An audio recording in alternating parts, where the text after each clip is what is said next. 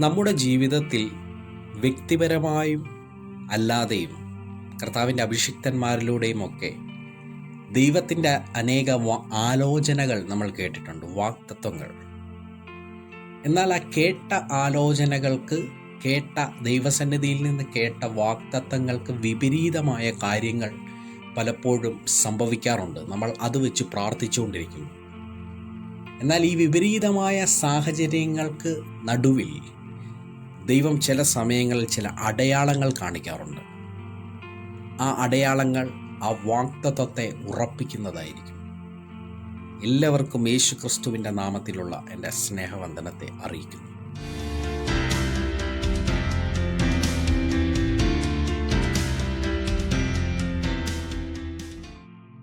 ഇന്നത്തെ വചനധ്യാനത്തിനായി ലൂക്കോസിൻ്റെ സുവിശേഷം 24 അധ്യായം അതിൻ്റെ 6 വാക്യം. അവൻ ഇവിടെ ഇല്ല, ഉയർത്തെഴുന്നേറ്റിരിക്കുന്നു.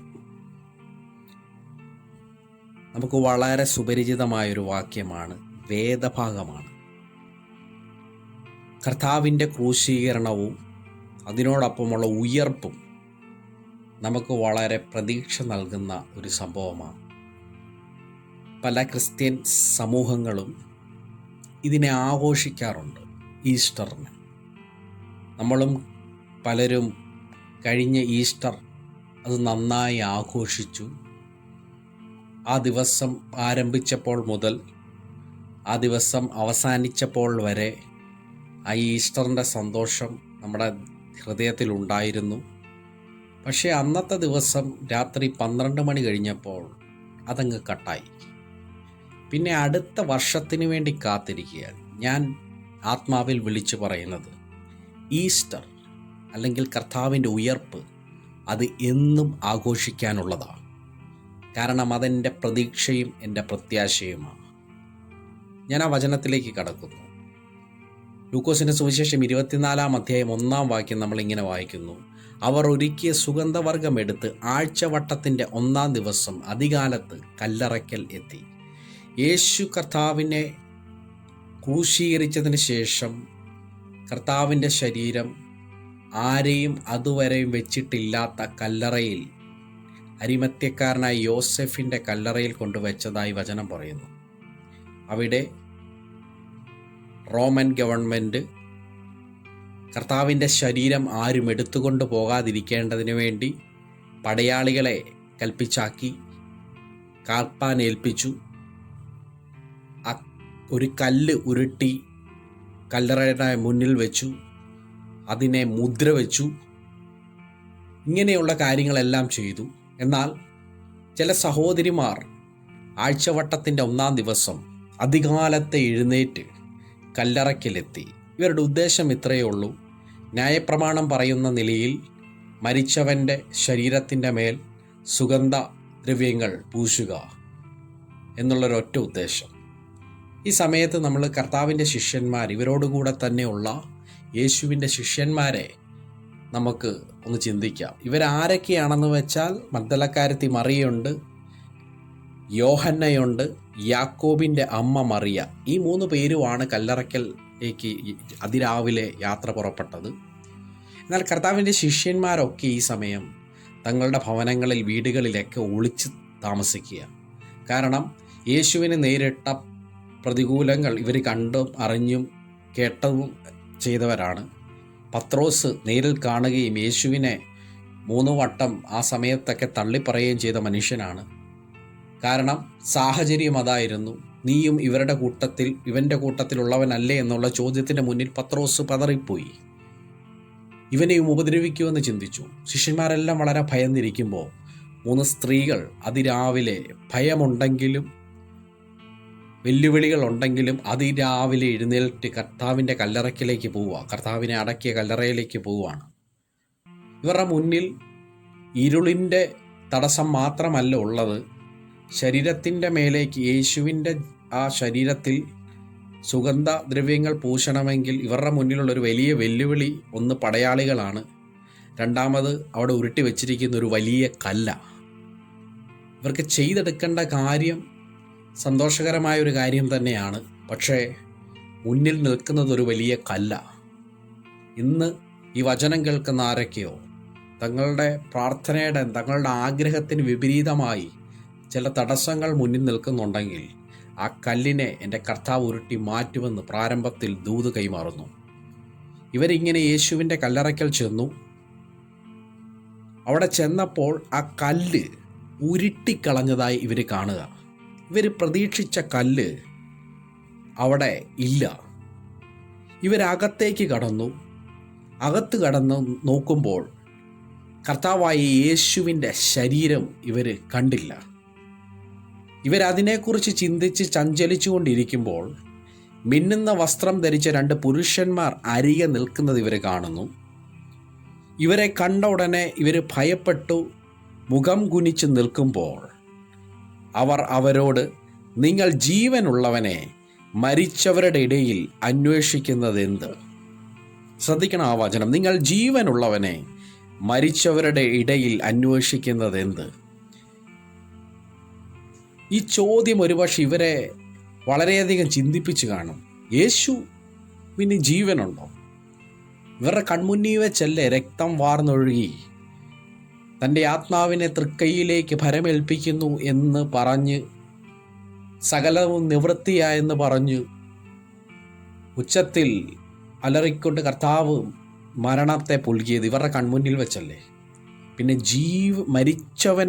മരിച്ചവരുടെ ഇടയിൽ നിങ്ങൾ ജീവനുള്ളവരെ അന്വേഷിക്കുന്നത് എന്ത് എന്നൊരു ചോദ്യം ഇന്ന് നമ്മളോടും കർത്താവിൻ്റെ പരിശുദ്ധാത്മാവ് ചോദിക്കുക. നിങ്ങൾ എവിടെയാ കർത്താവിനെ അന്വേഷിക്കുന്നത്? അല്ലെങ്കിൽ ഇത് ഇവരുടെ ഒരു വിശ്വാസത്തെ ചോദ്യം ചെയ്യുന്നൊരു ചോദ്യമാണ്. പ്രതീക്ഷ നഷ്ടപ്പെട്ട നിലയിൽ വിശ്വാസ ജീവിതത്തെ കൊണ്ടുപോകുക മരണകരമായ അവസ്ഥയിൽ. നിങ്ങളുടെ വിശ്വാസത്തിനൊരു ജീവനുണ്ട്. നിങ്ങൾ ആ വിശ്വാസത്തെ അന്വേഷിക്കേണ്ടത് മരണത്തിൻ്റെ അവസ്ഥയിലല്ല. ദൂതന്മാർ ചോദിക്കുകയാണ്, നിങ്ങൾ ജീവനുള്ളവനെ മരിച്ചവരുടെ ഇടയിൽ അന്വേഷിക്കുന്നത് എന്ത്? കാരണം യേശു ക്രിസ്തുവിൻ്റെ ക്രൂശീകരണത്തിലും മരണത്തിലും ഒരു കാര്യം കൂടെ സംഭവിച്ചു. യേശുവിൽ വിശ്വസിച്ച അനേകരുടെ വിശ്വാസം കെട്ടുപോയി. ഇവനിൽ വളരെയധികം പ്രതീക്ഷകൾ അർപ്പിച്ചവരാണ് കർത്താവിനോട് കൂടെ നിന്നവർ. ശരിയാ, സൗഖ്യം കിട്ടിയിട്ടുണ്ട്, വിടുതലുകൾ കിട്ടിയിട്ടുണ്ട്, അനേക അത്ഭുതങ്ങൾ കണ്ടതാ.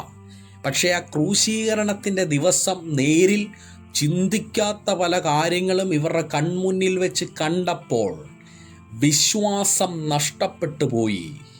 ഇങ്ങനെയുള്ള ചിലരോട് ദൈവത്തിൻ്റെ പരിശുദ്ധാത്മാവ് പറയുന്നു, നീ ചിന്തിക്കാത്ത കാര്യങ്ങൾ നിന്റെ ജീവിതത്തിൽ സംഭവിച്ചപ്പോൾ നിന്റെ വിശ്വാസത്തിനൊരു ഭംഗം വന്നെങ്കിൽ ദൈവത്തിൻ്റെ ആത്മാവ് ചോദിക്കുക, നീ ജീവനുള്ളവനെ മരിച്ചവരുടെ ഇടയിൽ അന്വേഷിക്കുന്നത് എന്ത്? നിന്റെ വിശ്വാസം മരണതുല്യമായി പോയോ?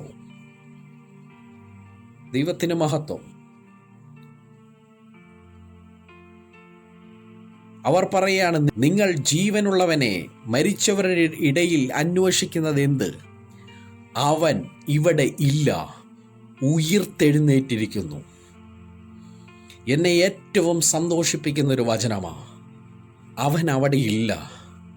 അവൻ അവിടെ ഉണ്ടായിരുന്നെങ്കിൽ എൻ്റെ പ്രാർത്ഥനകൾ മുഴുവൻ വിഫലമായി പോയേനെ, എൻ്റെ പ്രതീക്ഷകൾ മുഴുവൻ വിഫലമായി പോയേനെ. അവൻ കല്ലറയ്ക്കുള്ളിൽ ഇന്നും ഉണ്ടായിരുന്നെങ്കിൽ ഞാൻ പ്രാർത്ഥിക്കുന്നത് വെറുതെ ആയേനെ. എന്നാൽ എൻ്റെ ഏറ്റവും വലിയ പ്രതീക്ഷയും പ്രത്യാശയും എന്താണെന്നറിയാമോ? ആ കല്ലറ ഇന്നും തുറന്നു കിടക്കുന്നതാ. അവൻ്റെ ശരീരം ഇന്ന് അവിടെ ഇല്ലാത്തതാ. അവൻ ഉയർത്തെഴുന്നേറ്റിരിക്കുന്നു. എൻ്റെ സഹോദരങ്ങളെ, ഉയർപ്പ് എന്ന് പറയുന്നത് ആ പ്രത്യേക ദിവസത്തേക്ക് ആഘോഷിക്കാനുള്ളതല്ല, എല്ലാ ദിവസവും ആഘോഷിക്കുവാനുള്ളതാ. അവൻ അവിടെ ഇല്ലാത്തത് കൊണ്ട്, ആ കല്ലറയ്ക്കുള്ളിൽ യേശുവിൻ്റെ ശരീരം ഇല്ലാത്തത് കൊണ്ട് എനിക്ക് ആഘോഷിക്കേണ്ട ദിവസങ്ങളാ, എനിക്ക് സന്തോഷിക്കേണ്ട ദിവസങ്ങളാ. സ്തോത്രം. ദൂതന്മാർ പറയുന്നു, അവൻ ഉയർത്തെഴുന്നേറ്റിരിക്കുന്നു. എന്നിട്ട് ഒരു വാഗ്ദത്തം ഓർപ്പിക്കുക. മുമ്പേ ഗലീലയിലിരിക്കുമ്പോൾ തന്നെ അവൻ നിങ്ങളോട് പറഞ്ഞിട്ടുണ്ട്. അതിൻ്റെ 7-ാം വാക്യം, മനുഷ്യപുത്രനെ പാപികളായ മനുഷ്യരുടെ കയ്യിൽ ഏൽപ്പിച്ച് ക്രൂശിക്കുകയും അവൻ 3-ാം നാൾ ഉയർത്തെഴുന്നേൽക്കുകയും വേണം എന്ന് പറഞ്ഞത് ഓർത്തുകൊള്ളുവിൻ.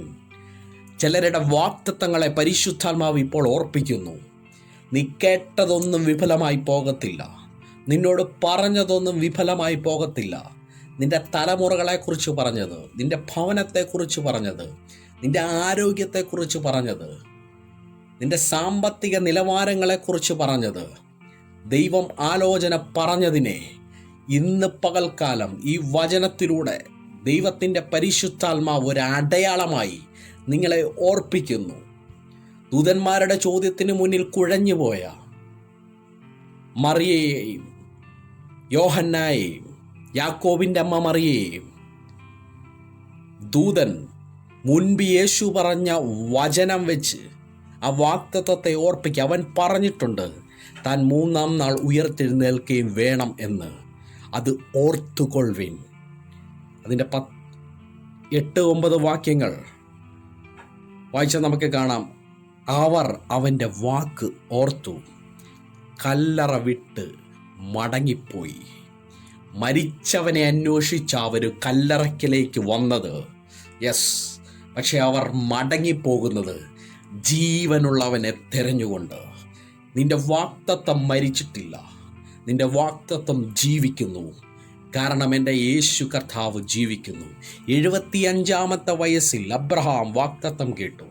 നീണ്ട 25ഓളം വർഷം കാത്തിരിക്കുക, ഒരു മറുപടിയില്ല.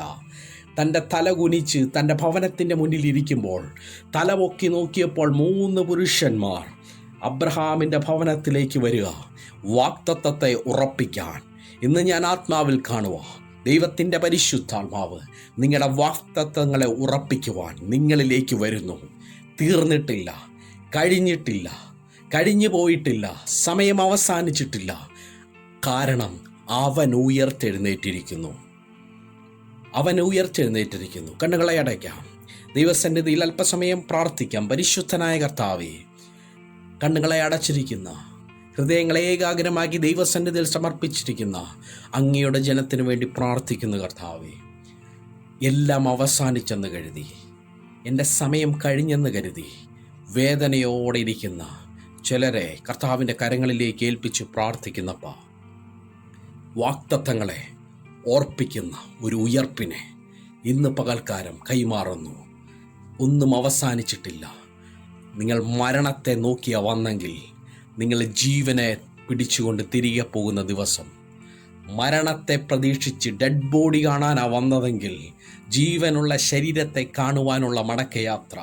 കർത്താവെ, മരണപ്പെട്ടു പോയ വാഗ്ദത്തം ഇന്ന് ഉയർത്തെഴുന്നേറ്റതിനായി സ്തോത്രം ചെയ്യുന്നു കർത്താവെ. അനേകരുടെ ജീവിതത്തിൽ കർത്താവെ ഈ വചനം വിടുതലും ആശ്വാസവുമായി ദൈവത്തിൻ്റെ പരിശുദ്ധാത്മാവ് അതിൻ്റെ മേൽ വ്യാപരിക്കുന്നതിനായി നന്ദിയോടെ സ്തുതിക്കുന്നു. ഞാൻ അനുഗ്രഹിച്ച് പ്രാർത്ഥിക്കുന്നു. ആരൊക്കെ വേദനയോടെ കർത്താവ് ഈ വചനം കേൾക്കുന്നു, അവർക്കെല്ലാം വലിയ വിടുതലായി ഈ വചനം വ്യാപരിക്കണമെന്ന് പ്രാർത്ഥിക്കുന്നു. അങ്ങ് പ്രാർത്ഥന കേട്ടല്ലോ. സകലവും യേശു ക്രിസ്തുവിൻ്റെ അധികാരമുള്ള നാമത്തിൽ തന്നെ. ആമേൻ.